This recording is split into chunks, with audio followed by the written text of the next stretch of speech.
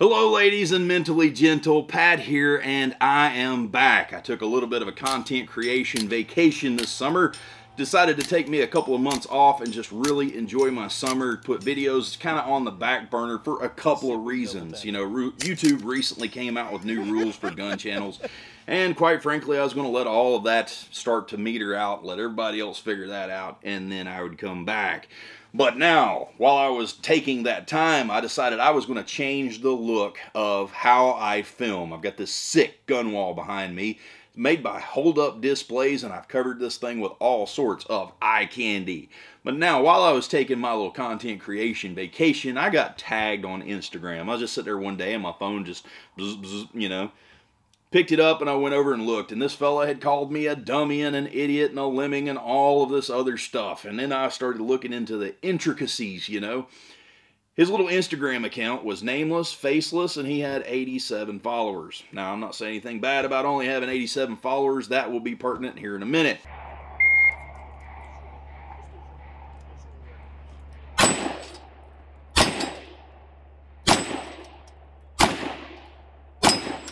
Gun down, stand up, unload show clear. Close it up and holster. So now, when he played that, he was running the voiceover, and he was going on about how I was stupid and dumb, and how the instructor was stupid and dumb, and all of this other things. And he's like, when you're sitting at a table, you're supposed to get up and get off the X. You're supposed to move. You don't want to stay there. Sitting there is stupid, and blah, blah, blah. I wanted to lambaste that guy. I thought, man, let's roll this. Let's get some people over in his comment section. And I said, well, no. Let's not, because there's a thing called the Streisand effect. The Streisand effect is an unintended consequence of attempts to hide, remove, or censor information where the effort instead increases public awareness for information. But yes, I'm not bragging, but there's a 105K next to my name down here on YouTube, and it's about to be 106. It's rolling pretty quickly. But anyway, if I were to call attention to it, it would have big numbers behind it, and I'm just not going to do that. So I just let this fella roll off into obscurity. And a matter of fact, I looked the other day, and the account is no longer there. The video is no longer there, so I guess he didn't get his attention, and he went away. But also in the time being, while I was on my content creation vacation, the perfect video that justified that seated position drill popped up. So now we can watch our perp walk in the front door with his helmet on.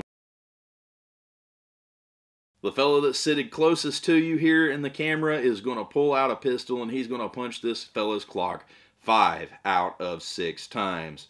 So here, this guy didn't get up, he didn't get off the X, he was just calm, cool, and collected. He pulled his firearm out, and he took care of business.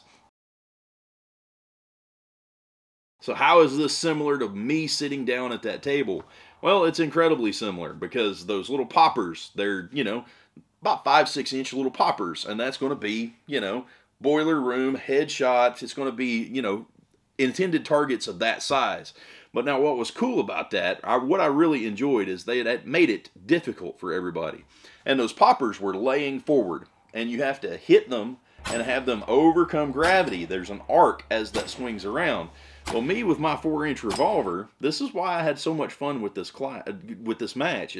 It's dominated by 4-inch compact 9 mils. But what was cool is I was running some big 158 grain bullets versus the 9 mil guys, probably like 124s, you know, or 115s and stuff like that. They were having trouble knocking that over. I was not. But now, I do not feel badly about taking that match and sitting down like that, because old Clint Smith has said it before. What's the magic to shooting after 50 years? And I go, practice. I don't need to figure out how to fight with a gun at 3 in the morning while I got shit in my shorts and a heart rate of 250. And quite frankly, you need to be ready for whatever comes at you. So yeah, a little Instagram man, I hope you get to see this, and I hope you enjoy tucking your head back in the sand. But now, guys, I've got some cool stuff, man. I have got some mail call stuff that has came in while I have taken my little content creation vacation. I've got some really awesome looking stuff here. The first thing we're going to talk about is I've got some holsters here from 1791 gun leather. These are 1911 holsters. These are meant to be this old school throwback to like World War I, World War II type holsters. And man, these things are very nicely made. I'm going to be making some more content with these here shortly. Right here I've got another one. This one's got your old school flap. And what I like about this, they do offer it in brown, but they've got this black. I think this black is enough of a nod to some new look for the old school type deal. I like it a lot. Of course, I've got my TSOS Tank Commander in here. This is, I love this little gun. This thing has been a whole lot of fun for me. And I've got it stuck in here so that this leather stretches out really nicely so that I can make content with it soon. But now, I have pulled in some cool stuff for my rim fires. And boom, through the magic of editing, here is a little 1022 that I'd put together some time ago. I decided that this thing needed to be upgraded. As I shot it, I found things that I did and didn't like about it. And one of the things I wanted to do is upgrade to this stock here from Victor Company USA. Victor Company USA makes this Titan 22 stock, and I went ahead and pulled the trigger on this one, so to speak, because I liked this grip angle a bit better. You know, you can tell the mag pull that I had on it, it's more swept back, but this one, the way that I like this, it's just a nice straight grip. It's got these little round bumps here that just feel really nice, and then there's an index here for your thumb, so for muscle memory, you can get that thumb up there. So they've got a lot more QD sockets here. You know, the Magpul didn't have any quick detach on it. It had M-LOK, but it didn't have any quick detach. So here I can put my QDs for my sling. I've got some swivel studs here for slings and or bipods. I've got a Harris bipod that I can't find. It's somewhere. But I need that Harris bipod to complete the conversion on this one, and this thing's going to be killer. But of course, while I was at it, I went ahead and got their Grippy, their universal cheek rest. So this is also from Victor Company. What I'm going to wind up doing is putting this on here, and I'm going to adjust my comb to get my eye relief and my cheek weld just right. So check out that Grippy. I really like this. And then of course, I've gotten some things from Sling Steady. This right here, I am freaking impressed with, because I always have just, basically, I'd like to shoot with a rear bag when I can. Now this right here is a rear bag that rides with the gun. So the cool thing about this is made in the USA.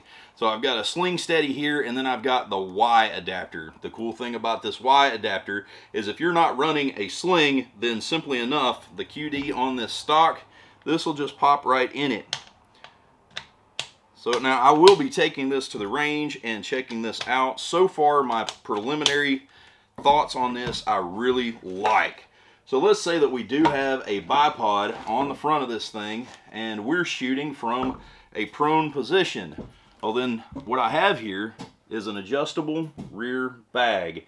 So I can take this rear bag and I can squeeze, I can change it, I can roll this thing over, I can lay it down. We can do whatever we want.